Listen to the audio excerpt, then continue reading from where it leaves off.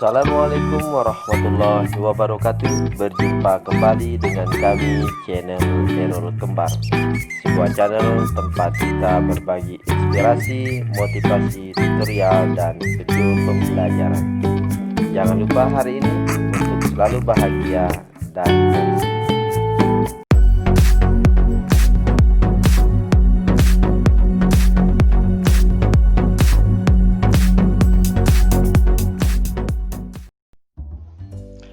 Berjumpa lagi dengan saya Pak Hairul.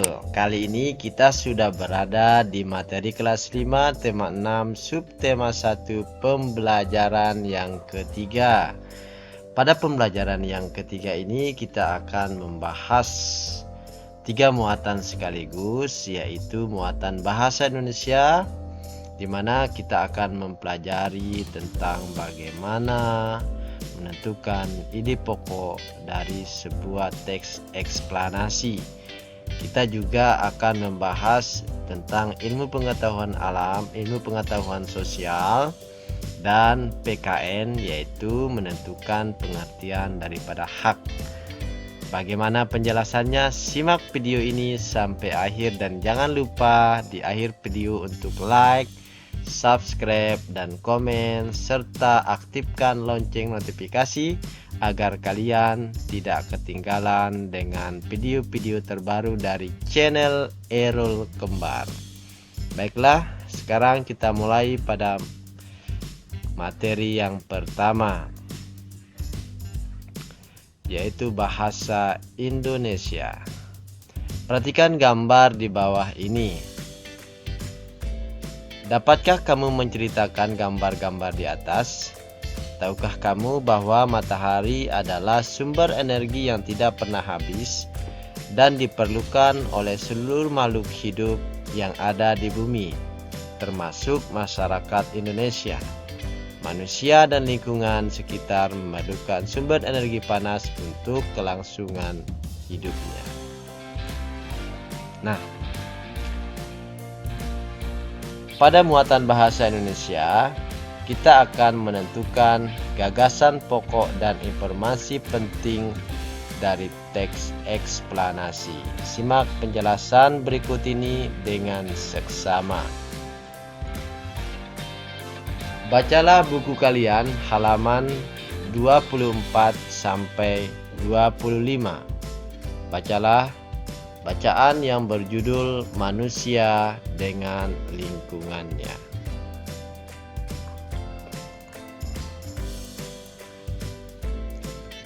Setelah kita membaca bacaan tersebut, sekarang kita akan menjawab beberapa pertanyaan dari bacaan tersebut.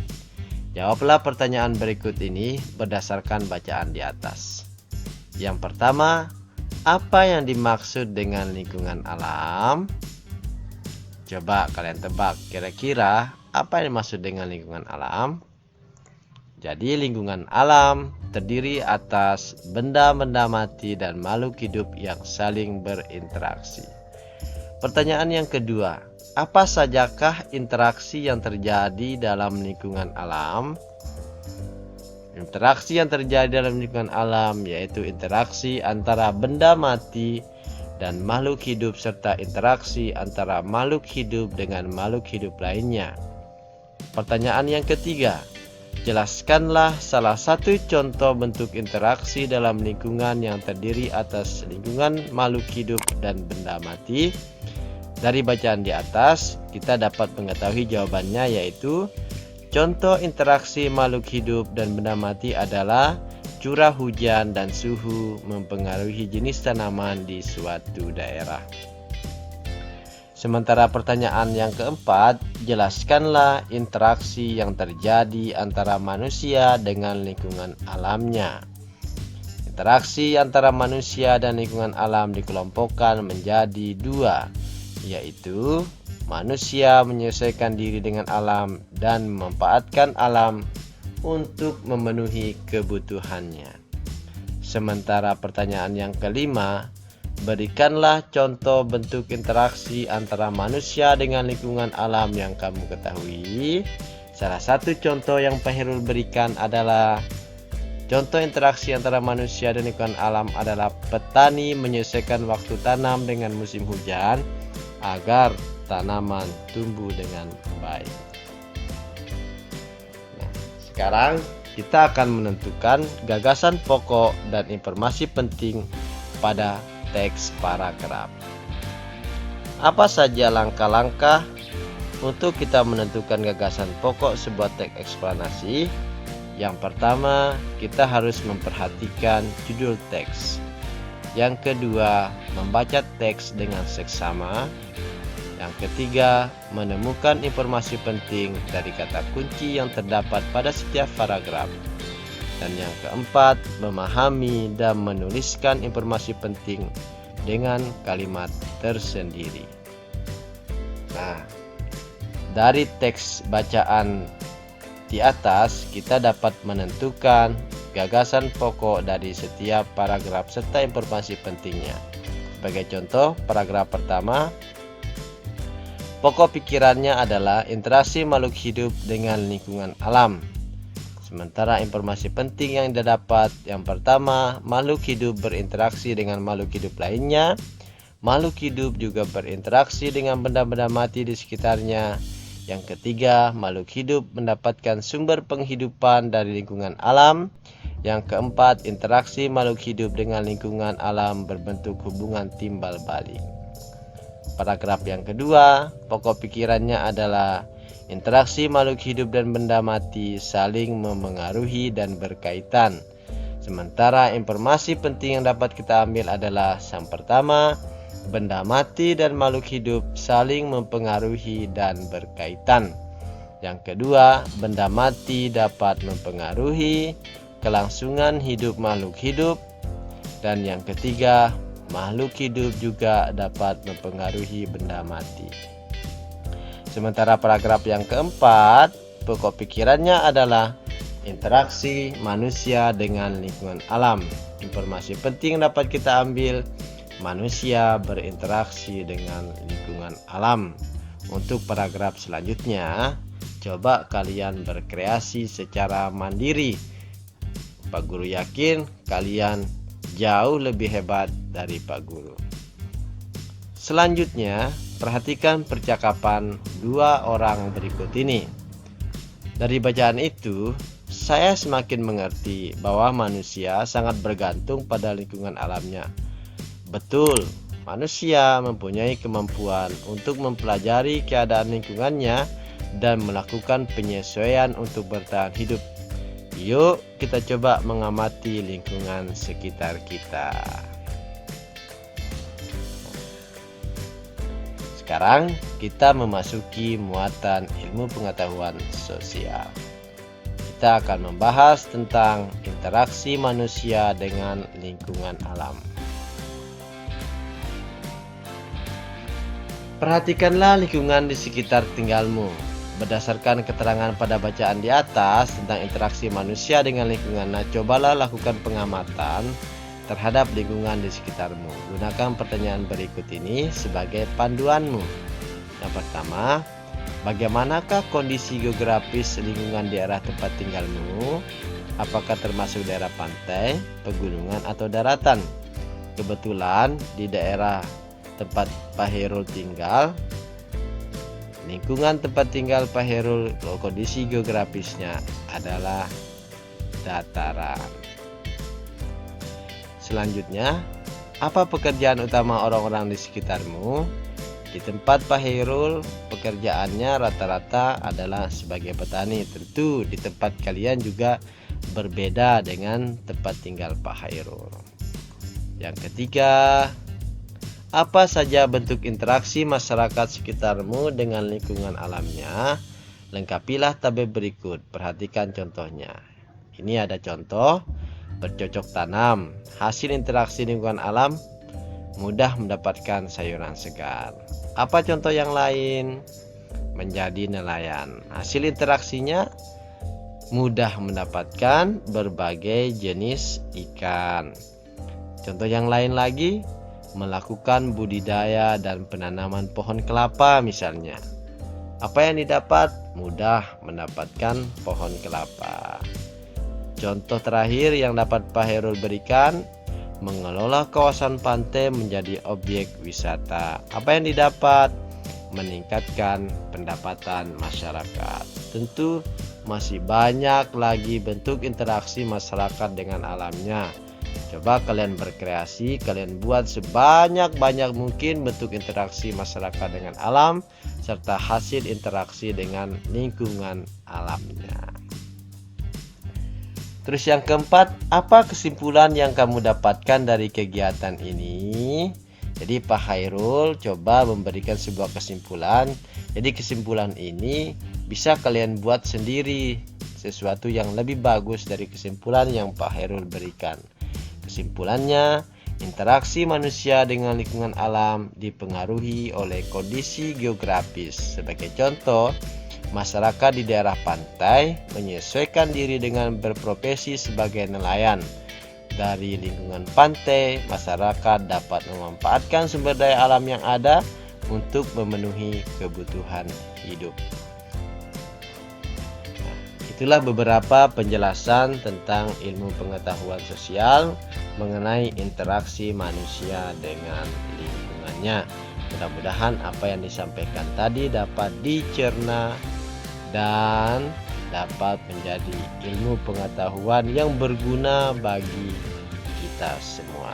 Selanjutnya kita masuk pada muatan PKN, yaitu kita akan membahas tentang hak. Kira-kira hak itu apa ya? Untuk mengetahui pengertian hak, perhatikan kegiatan berikut ini. Simak percakapan dari dua orang berikut. Saya baru menyadari bahwa apa yang saya makan berasal dari hubungan manusia dengan lingkungan alamnya. Saya bersyukur tinggal di daerah yang memiliki hasil pertanian yang melimpah. Di daerah Papua, biasanya memakan umbi-umbian, Din. Hal itu terjadi karena di sana mereka tidak menanam padi seperti masyarakat di Pulau Jawa. Umbi-umbian merupakan tanaman yang paling mudah tumbuh dan mudah dirawat di sana. Wah, saya baru tahu berarti. Jika daerahnya berbeda, tanaman yang dihasilkan pun bisa berbeda. Ya, masyarakat yang tinggal di sana juga harus menyesuaikannya. Pengetahuan yang baru untukku, Ben. Ya, tapi kesamaannya adalah semua orang berhak untuk memenuhi kebutuhan hidupnya, termasuk mencari makan. Bicara soal hak, hak-hak apa saja yang kita miliki ya, Din? Oke, untuk membahas pertanyaan dari Benny tadi, silakan simak pembelajaran berikut ini. Coba kalian baca buku kalian halaman 32 yang berjudul Konvensi Hak-Hak Anak. Di sana terdapat bacaan yang memuat tentang berbagai macam hak yang harus didapatkan oleh anak. Setelah selesai membaca, coba kita jawab beberapa pertanyaan yang bersesuaian dengan bacaan tersebut. Yang pertama, tuliskan beberapa kata sulit yang belum kamu pahami. Cari tahu makna kata tersebut dengan mendiskusikannya bersama teman dan gurumu. Jadi, Pak Hairul sudah menemukan beberapa kata sulit yang menurut Pak Hairul sulit, yaitu eksploitasi dan diskriminasi. Selanjutnya, buatlah daftar hak anak yang kamu dapatkan dari bacaan di atas. Catatlah hak-hak tersebut di bawah ini. Ayo kita cari tahu. Ya, dari bacaan di atas dapat kita tahu ada beberapa hak anak. Yang pertama adalah hak kelangsungan hidup. Yang kedua, hak perlindungan. Yang ketiga, hak tumbuh kembang. Dan yang keempat, hak berpartisipasi. Untuk pertanyaan yang ketiga, silakan kalian cari sendiri ya. Pertanyaan keempat juga, silakan kalian berkreasi sendiri. Gunakanlah pengetahuan yang kalian miliki untuk menjawab pertanyaan-pertanyaan tersebut. Nah, selanjutnya kegiatan kita adalah kita akan memahami hak-hak seorang siswa. Silakan kalian simak dan baca buku kalian di halaman 33. Ayo kita baca sama-sama. Setiap warga negara mempunyai hak yang sama untuk memperoleh pendidikan. Setiap anak yang menjadi warga negara berhak atas kesempatan untuk mengikuti pendidikan. Hal ini sesuai dengan Konvensi Hak Anak yang ditandatangani pemerintah Indonesia. Setiap anak di Indonesia memiliki hak untuk memperoleh pengetahuan, kemampuan, dan keterampilan yang akan membantunya menjadi warga negara yang mandiri di kemudian hari. Setiap anak yang belajar di sebuah lembaga pendidikan, baik formal maupun tidak formal, disebut sebagai siswa. Setiap siswa yang belajar di sebuah sekolah mempunyai hak-hak yang sama. Menurut peraturan pemerintah nomor 28 tahun 1990, yang dimaksud dengan hak-hak siswa adalah hak untuk 1. Mendapatkan perlakuan sesuai dengan bakat, minat, dan kemampuannya. 2. Memperoleh pendidikan agama sesuai dengan agama yang dianutnya. Yang ketiga, mengikuti program pendidikan yang bersangkutan atas dasar pendidikan berkelanjutan, baik untuk mengembangkan kemampuan diri maupun untuk memperoleh pengakuan tingkat pendidikan tertentu yang telah dibakukan. 4. Mendapat bantuan fasilitas belajar, beasiswa, atau bantuan lain sesuai dengan persyaratan yang berlaku. 5. Pindah ke sekolah yang sejajar atau yang tingkatnya lebih tinggi sesuai dengan persyaratan penerimaan siswa pada sekolah yang hendak dimasuki. 6. Memperoleh penilaian hasil belajarnya. 7. Menyelesaikan program pendidikan lebih awal dari waktu yang ditentukan. Dan 8. Mendapatkan pelayanan khusus bila mana penyandang cacat. Nah, jadi dari kegiatan di atas, kita sekarang mengambil kesimpulan apa itu hak. Jadi hak adalah segala sesuatu yang harus kita dapatkan atau kita miliki. Bagaimana anak-anak yang cerdas dan luar biasa? Semoga penjelasan yang Pak Hairul sampaikan tadi dapat bermanfaat bagi kalian semua. Jangan lupa di akhir video untuk like, subscribe, dan komen channel Error Kembar agar channel ini dapat berkembang dan bermanfaat. Selamat belajar. Sampai berjumpa pada pembelajaran selanjutnya. Assalamualaikum warahmatullahi wabarakatuh.